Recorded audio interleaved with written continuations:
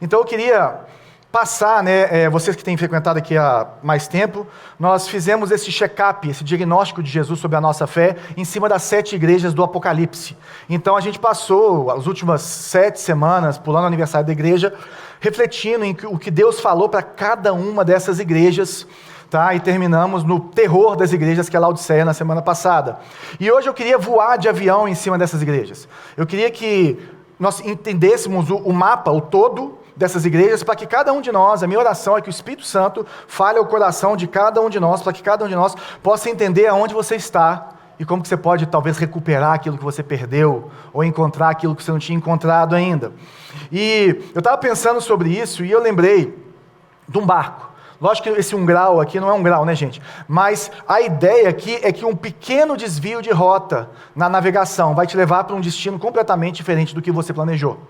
E em relação à nossa fé, à nossa espiritualidade, é a mesma coisa. Às vezes a gente entra num piloto automático com Jesus e a gente pensa assim, eu não estou fazendo nada de errado, não estou fazendo nada de grave, eu não tenho nenhum pecado assim na minha vida, então Jesus, estou bem com Jesus. Mas não é assim como que Jesus mede a nossa fé. Não é assim que Jesus mede o nosso relacionamento, porque Ele busca um relacionamento. Então, Ele mede a nossa vida espiritual pelo tanto que o nosso coração está próximo ao coração dEle. Pelo tanto que nós estamos conectados com Jesus, porque Jesus vive, Jesus fala, Jesus está sentado à direita de Deus e pelo Espírito Santo Ele ministra as nossas vidas. E muitas vezes a gente pensa, gente, como que alguém que foi aquelas pessoas, talvez a pessoa que você conheceu que mais queimou por Jesus na sua vida, pode estar tão distante de Jesus? Como que líderes, grandes líderes de igrejas que abençoaram nações, podem ter desviado e até apostatado da fé? Como que isso pode acontecer? Como que a pessoa chega a trancar Jesus do lado de fora da sua casa, da sua vida, tendo recebido Ele, tendo vivido com Ele? E a realidade que nós vemos é que você não se torna ateu do dia para a noite. Você não acorda um dia e fala assim, hoje eu vou virar morno, hoje eu vou ser um hipócrita da fé, né? E hoje, na verdade, eu vou ser indiferente em relação a Deus. Na verdade, o esfriamento, ele é menos uma explosão e mais uma erosão. E a erosão é um processo contínuo que vai abrindo e vai gerando, né, aquela cratera, aquele buraco. E nenhum de nós está imune a essa doença. Não é o batismo que vai te deixar imune a essa doença da apostasia, do coração frio, da distância de Jesus. A palavra mesmo nos ensina que quem está em pé cuide para que não caia. Então nós precisamos de vigiar e orar. Nós precisamos de continuamente termos disciplinas espirituais para que nós não possamos nos afastar do Senhor. Então, entrando aqui nessa questão das 7 igrejas do Apocalipse, esse aqui é o mapa das 7 igrejas do mundo antigo. João estava aqui em Pátimos. Essa é uma ilha, ele estava exilado porque ele tinha pregado a palavra e ele estava ali pregando Jesus e ele não queria negar a Jesus. Então, em vez de matar ele, como mataram os outros apóstolos, eles resolveram só exilar ele. E aí Deus manda um anjo, Jesus manda um anjo para falar para ele como ia ser o fim das coisas. Que é o Apocalipse, que é a revelação, que é o descortinar de uma realidade espiritual em cima do que nós estamos vendo. Então isso que é o Apocalipse, é um descortinar de como Deus está vendo a história, não como nós vemos. Porque aquelas pessoas estavam sendo perseguidas, massacradas, mortas, ficando pobres, expulsas dos seus comércios, porque eles não queriam negar a Jesus. E aí Jesus manda uma carta para cada uma dessas igrejas, e essa carta, ela segue a rota comercial, essa ferradura que ela faz, começando em Éfeso, subindo para Pérgamo e descendo para Laodiceia, era a rota comercial de Roma, era a rota do correio de Roma, uma rota normal em que essas cartas chegavam, o comércio chegava. E uma das coisas que Jesus fala é que ele caminha entre os candelabros. Os candelabros são as igrejas. Então o que Jesus nos ensina é que Ele está andando no meio da igreja, como se Ele estivesse caminhando aqui no meio da gente, como o pessoal do som hoje ficou ativo, né? Vocês viram? Toda hora eles estavam com o iPad por aí, mexendo e arrumando as coisas. Jesus vai caminhando no meio da igreja e Ele nos ensina que não existe distância em relação a Ele. Ou que Ele quer proximidade, Ele passeia entre nós, Ele vê o que ninguém vê, e Ele se importa como ninguém em relação às nossas vidas. Por como estamos vivendo, né? Então, dentro desse voo, eu queria trazer primeiro as 5 igrejas que têm um diagnóstico de doença espiritual, Para depois trazermos as duas, que tem a saúde espiritual de Jesus e como Jesus se apresenta como a resposta para qualquer pessoa e para todas as igrejas. Então, se você tiver dúvida, eu não vou conseguir entrar em detalhes, mas está tudo no nosso podcast, está tudo no nosso YouTube. Se você quiser saber mais detalhes sobre cada uma das igrejas, é só se você voltar lá, já está tudo gravadinho, pregado, tudo bonitinho lá. E nós começamos por Éfeso, e Jesus elogia Éfeso falando assim, olha, sei tudo o que você faz. Eu vi seu trabalho árduo, a sua perseverança. Eu sei que não tolera os perversos. Examinou as pretensões dos que se dizem apóstolos, mas não são. E descobriu que são mentirosos. Sofreu por meu nome com paciência, sem desistir. Então Éfeso tem algumas características que são boas para qualquer igreja, para qualquer cristão. Éfeso é trabalhadora. Ela trabalha na obra, ela tem boas obras, ela serve o Senhor, ela é perseverante. Ou seja, ela foi corajosa, ela sofreu pelo nome de Jesus, e sofrer pelo nome de Jesus significa que você sofre porque Ele é, pela essência dEle, pela vida dEle, pelo todo, né, que Ele é Deus, que Ele é Senhor sobre todas as coisas, que Ele é o único Salvador. Eles tiveram paciência nesse sofrimento, e ela é ortodoxa. A ortodoxia é você ter um bom entendimento das Escrituras. Então era uma igreja que rejeitava os falsos apóstolos. Falava assim, olha, isso que você está pregando não é de Deus, não tem a ver com as Escrituras. A heresia não entrava lá dentro. Então eles não toleravam o coach, eles não toleravam a prosperidade, eles não toleravam o cristianismo liberal. Eles simplesmente conheciam a palavra e eles eram fiéis às Escrituras. Só que Jesus olha para eles e fala assim, eu tenho uma coisa contra vocês. Contudo, tenho contra você uma queixa. Você abandonou o amor que tinha no princípio. E eu não sei se você sabe, mas existem algumas palavras para amor no grego, que é prioritariamente a língua, né, que foi escrito no Novo Testamento, e um deles, que é o amor sacrificial de Deus por nós, é o amor ágape. E o que Jesus está falando é o seguinte, ô Éfeso, vocês abandonaram o ágape.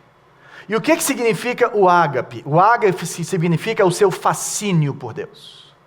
O seu uau por Deus. Por isso que ele fala do primeiro amor, algumas traduções colocam dessa forma, porque é aquela hora que você está apaixonado por Jesus. Que Jesus é tudo para você, que você faz qualquer coisa por Jesus. E o ágape também, ele se expressa por meio do amor ao próximo. Então você ama tanto Jesus que você se sacrifica pelo outro, você se entrega pelo outro. O que ele está falando é que essa igreja tem boa doutrina, que essa igreja tem obras, mas ela entrou no automático. E esse automático é perigoso, porque o coração deles foi se afastando do Senhor, e eles começaram a ter doutrina sem devoção. Eles serviam Jesus, mas por estar no automático, por ser a religião deles, não por um derramar do amor de Deus por eles, por querer morrer por Jesus. Sabe aquela disposição que você tem de morrer por Jesus, ou de colocar toda a sua vida na mão de Jesus? É isso que eles perderam. É como aquele cônjuge que não trai, que faz tudo legal no casamento, mas não ama mais. Porque o que Jesus está trabalhando aqui é um relacionamento verdadeiro e vivo com Ele. É aquele cônjuge que perdeu a admiração, o fascínio pelo outro. Essa coisa de olhar para o outro e falar assim, uau, que bom que eu estou com você, que bom que eu te tenho como meu parceiro. É esse fascínio pela glória de Deus. Quando nós nos aproximamos do Senhor, nós muitas vezes somos contemplados com vislumbres da glória dEle. O tanto que Ele é belo, o tanto que Ele é maravilhoso. Então o diagnóstico aqui é que você faz tudo certinho, você é um excelente cristão, mas você está fazendo pelos motivos errados. E o motivo errado é porque o seu dever de fazer substituiu a devoção por fazer. Substituiu a sua vontade de fazer porque você ama, porque você contempla. Então se você não está com seu amor por Jesus dessa forma, esse é você hoje. E Jesus vai trazer uma solução para a gente. E aí depois ele vai para Pérgamo. Ele fala, conheço o lugar onde você vive, a cidade onde está o trono de Satanás. Ainda assim, você permaneceu leal ao meu nome. Recusou-se a negar sua fé em mim, até mesmo quando Antipas, minha testemunha fiel, foi morto onde vocês vivem, o lugar de habitação de Satanás. A história diz que Antipas foi queimado dentro de um touro no templo de Zeus, porque ele não quis negar o nome de Jesus. E o que Deus está falando para a igreja de Pérgamo é que eles são leais à pessoa dele, né? A essência, aquilo que Jesus representa, a autoridade de Jesus, ao senhorio de Jesus, a realidade de que Jesus é Deus, eu não tenho como negá-lo. Mesmo na cidade que tem o trono de Satanás, gente, o trono de Satanás não é um lugar grande, né, na Praça 7, que ficava, em vez do pirulito, um grande trono com aquele homem com rabinho vermelho e chifrinho e o tridente na mão, não. O trono de Satanás simboliza que naquela cidade, naquela cultura, na cultura de Pérgamo, existia uma pressão para você não permanecer com Jesus. Uma pressão para você se entregar ao que ele coloca, né, da imoralidade mais para frente, essa pressão de você ser também seduzido por várias coisas desse mundo. Essa cegueira espiritual que ele deixa bem claro lá em Laodiceia. Então esse pessoal, eles eram fiéis até o martírio. Eles não negavam Jesus, eles morriam por causa de Jesus. Contudo, eu tenho contra você algumas queixas. Então não é uma, é algumas. Você tolera em seu meio pessoas cujo ensino é semelhante ao de Balaão, que mostrou a Balaque como fazer o povo de Israel tropeçar. Ele os instigou a comer alimentos oferecidos a ídolos e a praticar a imoralidade sexual. Qual que é o problema? O problema não é que eles negavam Jesus, não, eu sou crente, Jesus é o único Senhor e Salvador da minha vida, eu sou crente. Mas eles permitem algumas coisas que Jesus condena. E o ensino de Balaão, depois você pode ver isso em Números, ele é um ensino de como eles não conseguiam fazer o profeta profetizar contra. Então ele falou o seguinte para o rei, acho que o Moabita, né? O de Moabe. Ele falou assim, você vai seduzir, você vai mandar as meninas suas para o meio deles e eles vão começar a se prostituir com elas. E aí, a partir desse momento que os homens foram ganhos, né, pela sedução sexual, aí sim eles vão começar a adorar os nossos deuses e vão se perder. Então é exatamente essa sedução. O ensino de Balaão é o seguinte, olha, você pode se misturar, você não precisa abandonar a Deus, você só tem que adaptar um pouquinho, sabe aqueles pequenos flertes com o pecado? Isso aqui não tem nada a ver. Então a proposta é uma proposta muito sutil e sedutora, você não vai substituir Jesus, você vai misturar Jesus com outras coisas. Né? Você vai fazer um sincretismo religioso. É o evangelho da conveniência, gente. É o evangelho que, tipo assim, aquilo que é bom para mim, ou que eu acho que é bom para mim, né? Porque tudo de Jesus é bom para a gente. Eu aceito. Aquilo que eu não acho, tudo bem. Então, é só ajustar um pouco o que eu penso sobre dinheiro, o que eu penso sobre sexo, o que eu penso sobre a verdade. E aí que entra a imoralidade sexual. Porque naquela época, né? Você, para poder participar dos cultos a outros deuses, né? Você tinha que comer a comida que era sacrificada aos ídolos ali. Então, durante o culto, você não poderia fazer isso. Por mais que toda a comida do mercado fosse comida sacrificada a ídolos, isso não teria problema. Só que participar do ato de adorar esses ídolos, esses falsos deuses, você não poderia. E também, não sei se você já viu até em filmes, que isso tudo acabava num bacanal. Tudo acabava em prostituição cultual, em adorar a Deus transando com todo mundo, tá entendendo? E aí ele traz essa moralidade sexual. Sabe aquele evangelho do siga o seu coração? Sabe aquele evangelho do que seu coração é seu Deus? Então parece bom, se é consensual, então faz.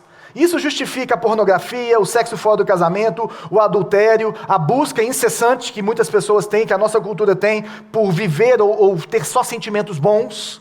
Você não pode sentir nada ruim, em vez da verdade da palavra, em vez daquilo que é muito claro da palavra.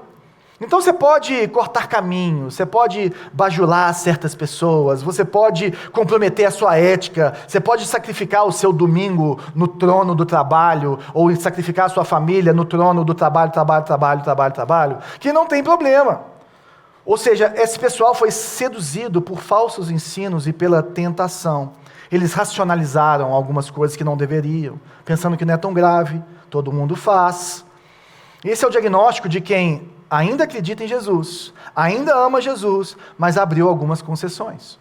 Então, se você abriu algumas concessões na sua vida, você está nesse estágio em que a sua consciência ainda está viva para Jesus, mas você está começando a perder a sensibilidade a respeito de quem Ele é, e da santidade dEle, e da glória, e da vida dEle manifesta na sua vida. Você vai começar a inverter as prioridades em relação ao que Jesus espera de nós. E aí nós chegamos em Tiatira. Tiatira é uma continuidade de Pérgamo. Ele fala assim, olha, sei tudo o que você faz, Vi seu amor, sua fé, seu serviço, sua perseverança, e observei como você tem crescido em todas as coisas. Uau! Gente, Tiatira é a igreja que todo mundo quer ser. Tiatira era uma igreja amorosa, ela tinha o ágape. Ela tinha o ágape, ela expressava esse amor sacrificial por Deus, puro, santo, que não busca os próprios interesses, né? Esse amor que se entrega. Ela servia, a palavra serviço é diaconia. Então ela usava os seus dons, seus talentos, seus bens em prol da igreja, em prol do benefício da comunidade. Ela era cheia de fé, e fé é confiança que Jesus é aquilo que ele falou que ele é, que as promessas dele vão se cumprir, né? E que ele está acima de todas as coisas. Ela é perseverante, a palavra grega hipomonen, que é super permanecer, ou ficar firme, ou resistir. Então eles resistiam às tentações. É uma igreja que cresce, uma igreja crescente. Gente, Tiatira é um modelo de igreja saudável para a gente, em todos os aspectos. Você tem uma igreja que ama Jesus, que é serva, que é cheia de fé, que é perseverante nos seus problemas. Ela é uma igreja que cresce. Aí ele fala: contudo, eu tenho contra você uma queixa. Você tem permitido que essa mulher, Jezabel, que se diz profetiza, faça meus servos se desviarem. Ela os ensina a cometer imoralidade sexual e a comer alimentos oferecidos a ídolos. Olha que interessante, os mesmos dois pecados de Pérgamo. Qual que é a diferença? Ele traz Jezabel, e não é que essa mulher chamava Jezabel, mas ele lembra de Jezabel, que foi aquela mulher que casou com Acabe, que trouxe adoração a falsos ídolos no meio de Israel. É uma das mulheres mais proeminentes do Antigo Testamento, mas nunca queira ser Jezabel, porque é proeminente de forma ruim. E aí ele fala que essa mulher era como Jezabel, porque era uma mulher que ensinava na igreja. Ou seja, existia um ensino na igreja imoral. Existia um ensino na igreja que te fazia adorar os ídolos. Sabe qual é o problema de Tiatira? Eles teologizaram o pecado. O pecado não era mais uma concessão. O pecado agora ele é pregado de púlpito e está tudo bem. Eles não só toleram como Pérgamo, mas é a doutrina deles. E eles permitiram que essa mulher pregasse isso, institucionalizasse o pecado no meio do povo. Era um cristianismo que nós chamamos de cristianismo liberal, cristianismo sem regras, sem legalismo. A igreja é para tudo. E o diagnóstico deles é que o pecado virou cultura na igreja. Não é mais um desvio, é uma cultura, todo mundo vive isso. Ele não é só tolerado, ele é defendido. Ele é defendido, a imoralidade sexual é defendida de púlpito nessas igrejas. A adoração a esses ídolos, ele não é só aceita, ela é espiritualizada. Então é a teologia do desejo. Você pega seguiu o seu coração, mas isso virou teologia. Agora você busca os seus próprios desejos. Você é o centro do coração de Jesus. Está entendendo? A ortodoxia e a obediência à palavra não existem mais. O importante é como você sente. A palavra de Deus vai ficando de escanteio, o relacionamento de Jesus vai ficando de escanteio, e aí a gente chega em Sardes. Sei de tudo que você faz, você tem fama de estar vivo, mas está morto. Gente, não tem mais o que falar. E o problema de Sardes é que a reputação é diferente da realidade.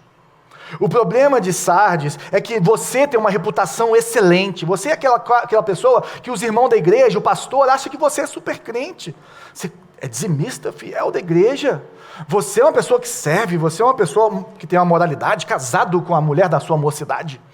Não é verdade? Você é aquela pessoa bacana demais, que serve, às vezes ministra louvor, às vezes até prega na igreja, e Deus usa.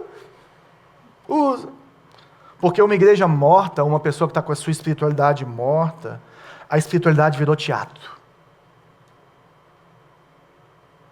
Não é mais uma expressão ao amor de Deus. É manter a roda rodando para que as coisas aconteçam. E aí a performance começa a estar em primeiro lugar em vez da pessoa de Jesus. E aí o poder vai embora, a vida de Deus vai embora, o fruto, que são as pessoas se convertendo verdadeiramente ao Senhor e não aos sentimentos delas, sabe? E as pessoas crescendo no Senhor, vai embora. É o culto sem a presença de Deus, é fogo estranho no altar para os crentes antigos. Está entendendo? É oração sem dependência de Deus. É o movimento, porque a igreja é um movimento, não sei se você sabe disso. É um movimento de pessoas que Deus vai chamando e vai unindo. O movimento vira um monumento. Então nós precisamos de manter a Luzeiro viva a qualquer custo, mesmo que Jesus esteja do lado de fora. Nós temos que manter a instituição, o nome da instituição, mesmo que Deus esteja nos chamando ao arrependimento, porque o mais importante é que nós viramos um monumento que precisa ser perpetuado, e não o nome de Jesus, e o nosso relacionamento com Jesus, e Jesus querendo mudar tudo dentro da igreja, e a gente querendo manter tudo do mesmo jeito que a gente sempre fez assim. Sabe qual que é o problema de Sardes? E Sardes me pegou muito, assim, no momento que Deus tem falado muito comigo sobre isso. O Espírito Santo foi substituído por talento e programação. O Espírito Santo foi substituído por talento e programação. Você vive um cristianismo de fachada. Você não tem coragem de mostrar que você está morto por dentro. E às vezes até acha que está vivo, né? Então, você tem vivido esse cristianismo, e aí você demonstra que está tudo bem pelo lado de fora, mas você não se relaciona com Jesus mais, você não tem mais intimidade com Jesus, você está vazio do Espírito Santo. O Espírito Santo está lá dentro, mas está apagado. 1 Tessalonicenses capítulo 5, verso 19, não apagueis o Espírito. É isso que Paulo está falando, ele fala assim, mas orem sem cessar. Permaneçam vivos na presença do Senhor. E a gente chega no terror, que se você estiver assim, eu oro para que Deus toque no seu coração e transforme o seu coração nessa manhã, que é Laodiceia. Você diz, sou rico, próspero e não preciso de coisa alguma. Laodiceia é o ápice da queda espiritual, é o ápice da autossuficiência. E você pensa o seguinte, eu tenho tudo de bom nessa vida. Eu tenho o carro que eu sempre quis, eu tenho o apartamento que eu sempre quis, eu moro na cidade, eu tenho família, eu tenho filhos, tá com tudo bem. Sabe o que isso significa? E eu vou usar com vocês uma linguagem com muito crentez. Vocês estão satisfeitos com a mesa da Babilônia. Porque o Egito significa a vida de pecado, a Babilônia significa a vida de prazeres. Então, o que Daniel fez? Eu sei que o jejum, Daniel quis se abster de alimentos que ele não poderia comer. Por quê? Porque ele não quis experimentar e viver aquilo que a Babilônia queria experimentar e trazer para a vida dele. Quando a gente começa a se contentar com a mesa da Babilônia, é quando a gente começa a falar assim, para que eu preciso de Deus? Ou viver dessa forma? Olha o que eu tenho, olha o que eu conquistei, olha para a minha empresa, olha para a minha carreira, olha para a minha vida. Eu não preciso de nada, eu sou rico. Eu sou próspero, olha como eu sou bom, eu estou satisfeito com as minhas próprias conquistas. Olha Babilônia, como eu sou bom. Olha como eu sou trabalhador, inteligente, olha o meu sucesso. Isso significa que nós somos cristãos nominais e acomodados. Você só tem o nome de crente, mas você não é crente. Porque em vez da sua vida transformar outras vidas, em vez de você chegar com a luz do mundo, você ser luz do mundo, sal da terra, você simplesmente está se conformando à Babilônia, que é a vida desse mundo. Você se conformou, você vive para os seus prazeres terrenos, você vive para desfrutar das suas riquezas. Não tem problema nenhum, gente, você ter riqueza, ter muito e tenha muito. Mas tenha responsabilidade diante do Senhor com o que você vai fazer com tudo o que Deus te der. Porque nós somos mordomos. E a teologia do coach, ela nos ensina a vivermos nessa vida de, está tudo bem, eu estou me sentindo muito bem, e você vai se sentir bem, e Deus vai fazer tudo o que você quer, e você vai pedir tudo o que você quer, e Deus vai te dar. Não é assim. Isso é Babilônia, meu irmão, isso é heresia, meu irmão. Isso é Laodiceia. Para de seguir esse povo no Instagram, para de pagar para ir no show desses caras. Para de dar dinheiro para essas pessoas que estão pervertendo a igreja de Cristo Jesus. É a teologia da prosperidade que fala que Jesus morreu para te fazer rico. E aí você pode acabar tão pobre que você só vai ter dinheiro, meu irmão. E não vai ter nada para apresentar diante de Deus, que é o que aconteceu com Laodiceia. Ele fala, você não percebe. Olha o problema dos falsos ensinos. Você não percebe. Você acha que você é feliz, mas você é infeliz. Você acha que você é rico, mas você é miserável. Você acha que você é próspero, mas você é pobre. Você acha que você está vendo, mas você é cego. Você acha que veste roupas maravilhosas e está bombando por aí. Você está nu, meu irmão. É interessante porque essa pessoa ela está super feliz com a fama dela, com o poder, com a riqueza. Isso tudo está em primeiro lugar na sua vida. E se isso tudo estiver em primeiro lugar na sua vida, você é infeliz. É isso que a Bíblia diz. E se você acha que está tudo bem, não está tudo bem. Porque a verdadeira felicidade está em olhar em primeiro lugar para a glória de Jesus. Está em estar na presença de Jesus em primeiro lugar, em se relacionar com Ele. Você acha que você está rico, que está tudo bem, mas você é miserável e pobre. Pobre porque você não está guardando tesouros eternos. Pensa, nós cantamos: Ele virá, soberano em poder, Ele virá, e o governo está nele. Vejam, Ele traz consigo a sua recompensa. Qual a recompensa que está chegando para você, meu irmão? Qual recompensa que está chegando para você? Jesus no Sermão do Monte, e o Sermão do Monte é o estatuto do reino, como viver para Jesus, ou com Jesus. E Jesus no Sermão do Monte, ele fala sobre jejum, uma coisa muito interessante que se aplica aqui. Ele fala assim: se você jejua mostrando para todo mundo que você está sofrendo, coitado que você é, e tal, olha como eu sou bom, como eu sou religioso, como eu jejuo e tal, sabe o que ele está falando? Deus não vai te dar nada e não vai te responder nada, porque a glória que você está buscando é dos homens, isso você já tem. Não é que as pessoas não podem saber que você está de jejum, sabe? Você chega de jejum na casa da pessoa, e a pessoa, quer um cafezinho?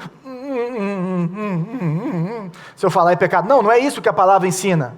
O que a palavra ensina é que você não tem que ficar esbanjando o jejum com ninguém. Você vai viver sua vida, vai lavar seu rosto, vai vestir uma roupa bonita e vai viver sua vida em jejum. Miserável, miserável porque você é tão pobre que você só tem coisas que você não vai levar daqui. Você não tem tesouros eternos. E tem uma parábola, uma das palavras mais difíceis de entender de Jesus, que fala que nós temos que acumular dinheiro e gastar o nosso dinheiro para levar mais pessoas para o céu.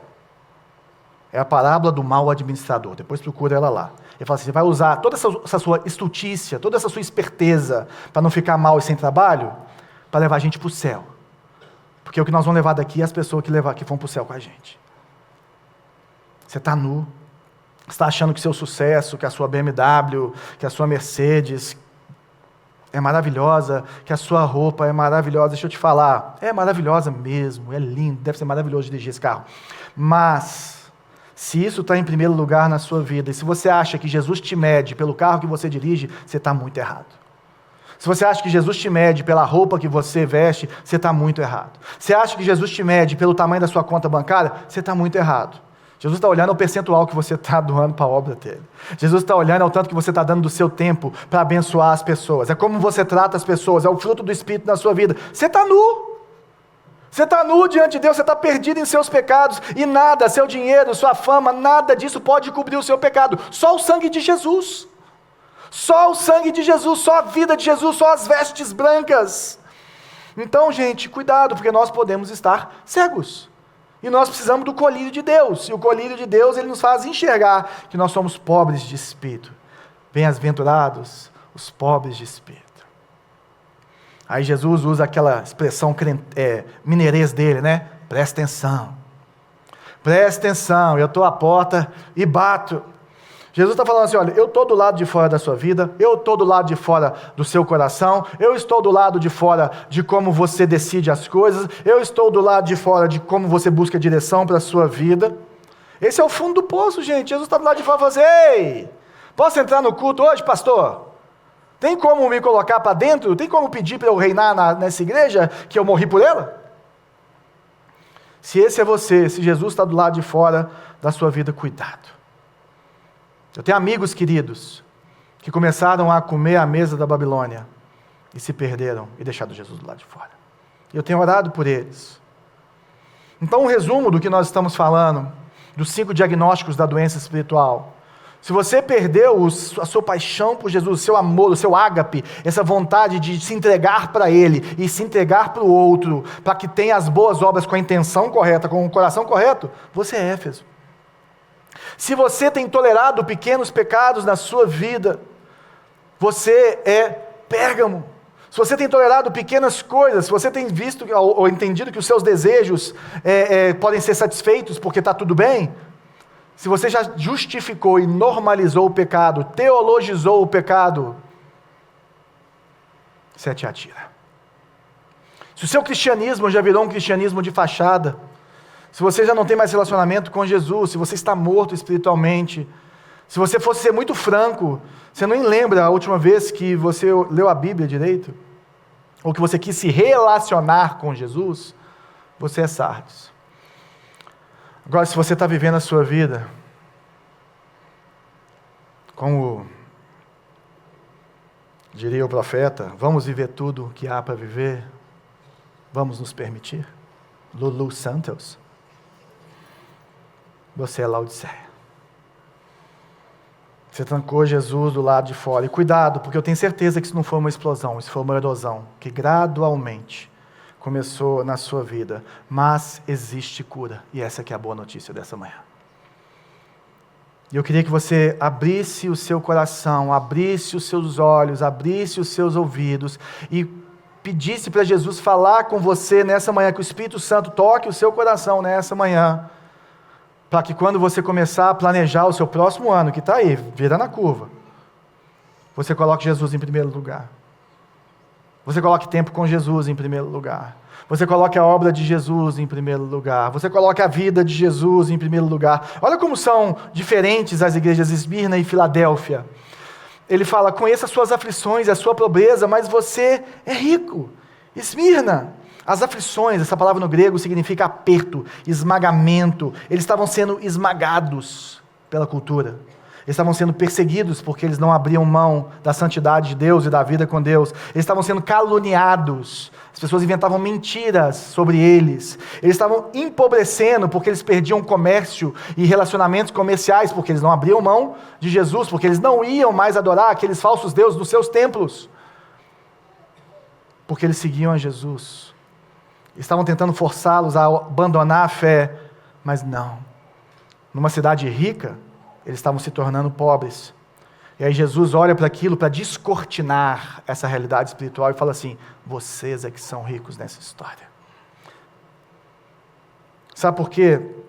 Porque Esmirna reconhece o maior tesouro que qualquer ser humano pode ter, que ele não é nada sem Jesus. Deixa eu te falar uma coisa. Eu tenho 3 filhos.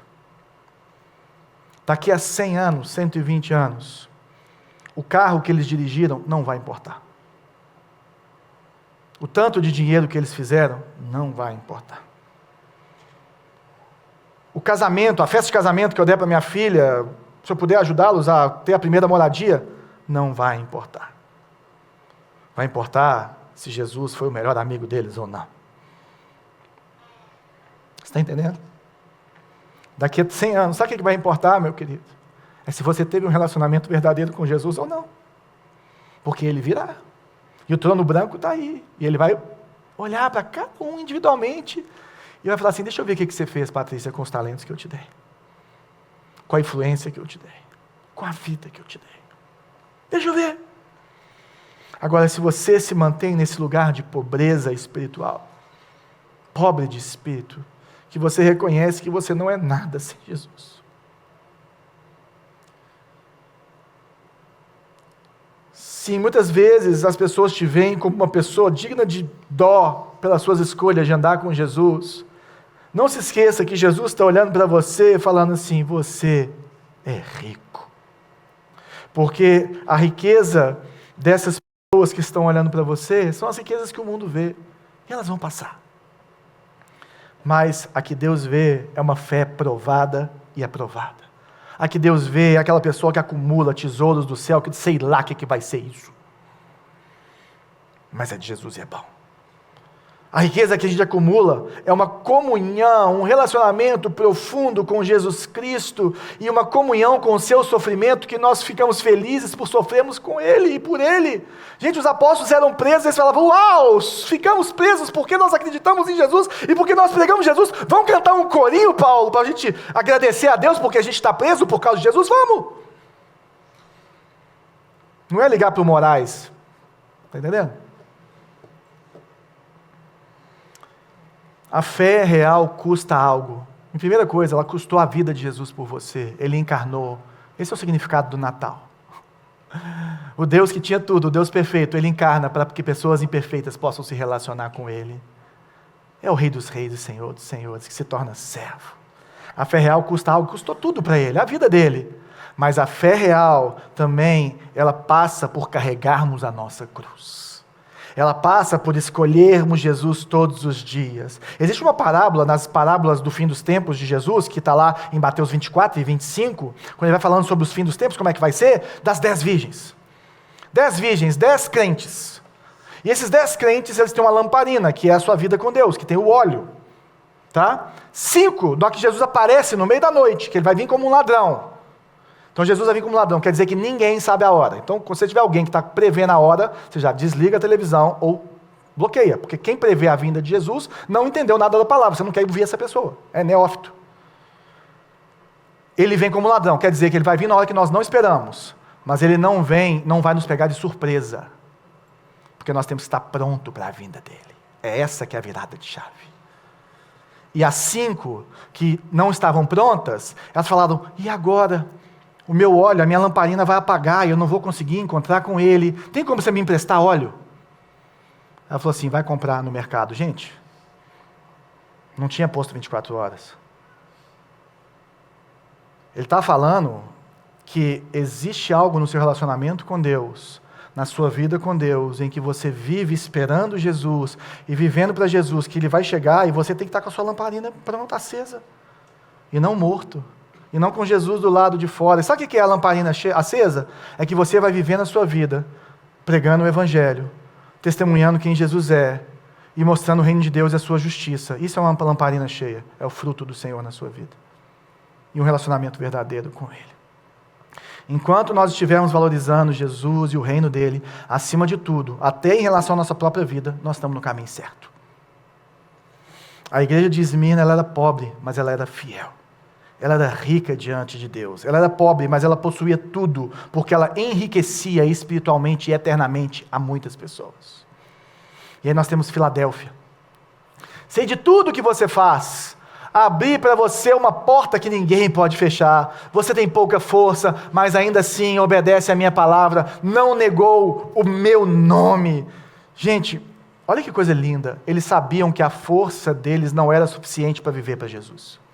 Eles sabiam que pelo próprio braço, pela própria força, eles não conseguiriam alcançar e não negar a Jesus, e não aguentar a pressão, a imoralidade, a sedução. E eles buscavam a força deles em Jesus. Eles obedeciam a palavra e não negavam o nome de Jesus.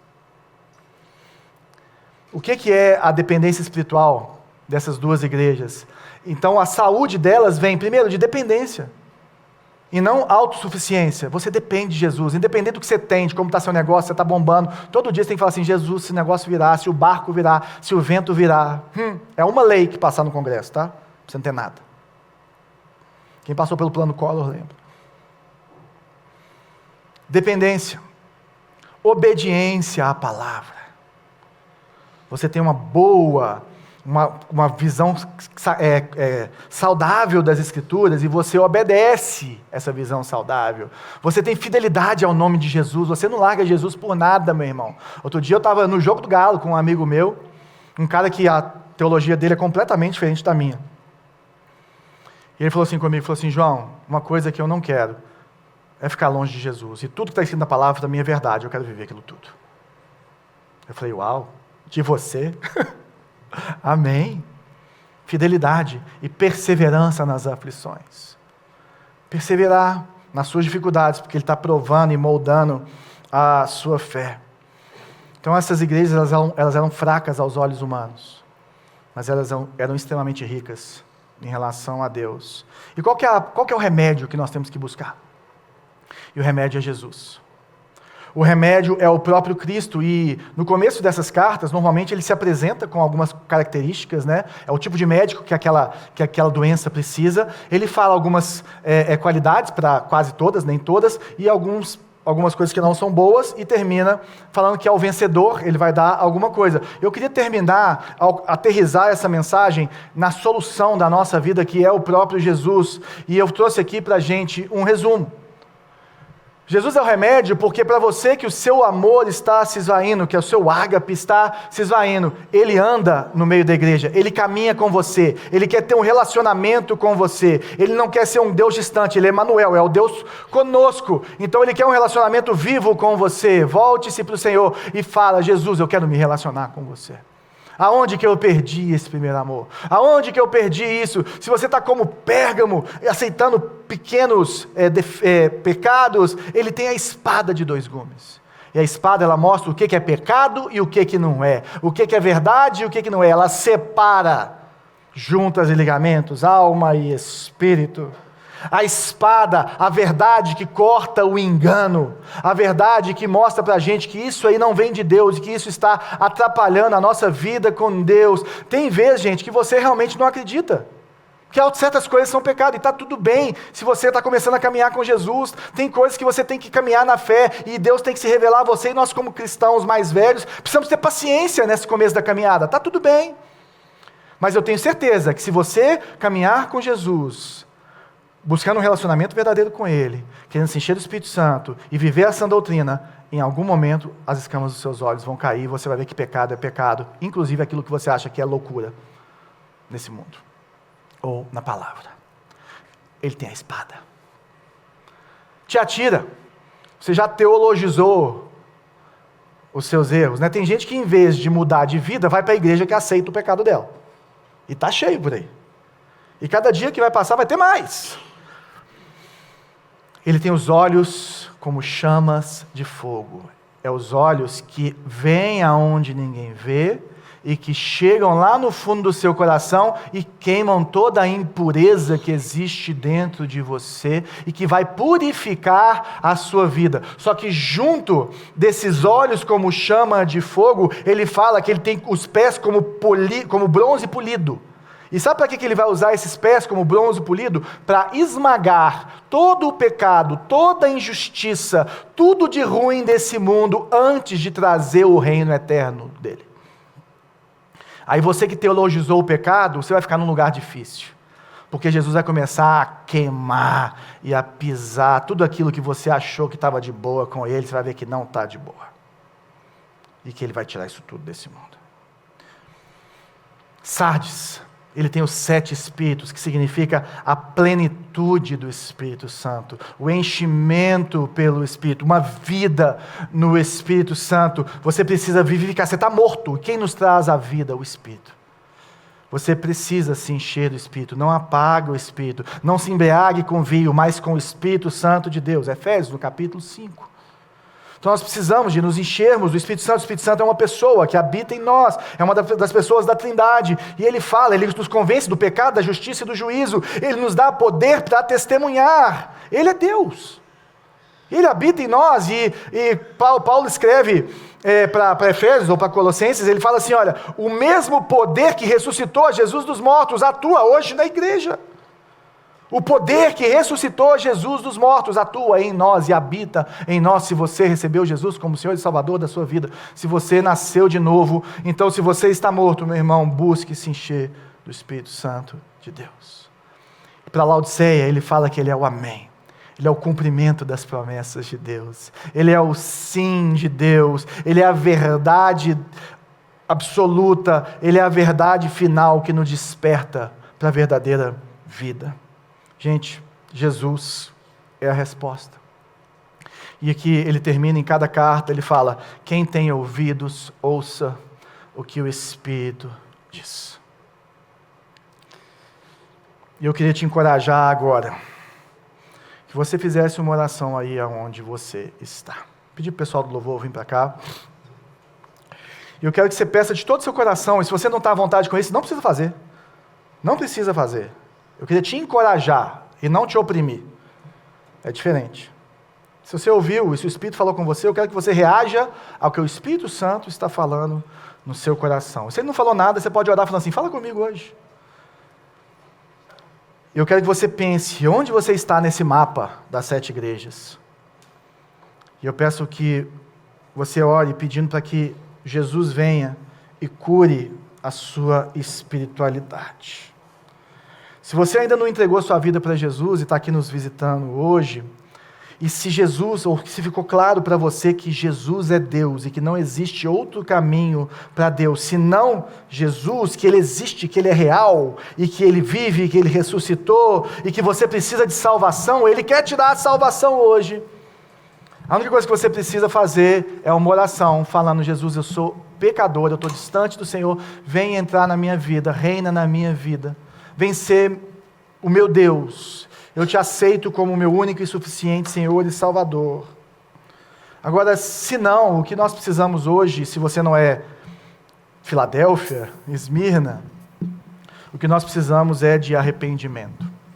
E arrependimento não é só chorar. Arrependimento é mudança de mente e de direção.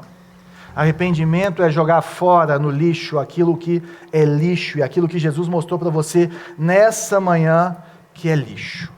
Então a banda vai tocar, eu queria que você orasse individualmente. Depois nós vamos passar a ceia do Senhor. E a ceia é para todos aqueles que já confessaram Jesus como Senhor e Salvador da sua vida. A ceia simboliza que Jesus Cristo morreu pelos nossos pecados, para que nós tivéssemos vida. Então você vai pegar essa ceia, ou não, pode deixar passar, não tem problema nenhum, ninguém vai te julgar por isso. Mas essa ceia vai vir para você lembrar que Jesus é a resposta. Então nós vamos orar, queria que você orasse individualmente. E depois nós queremos orar por você também, se você quiser.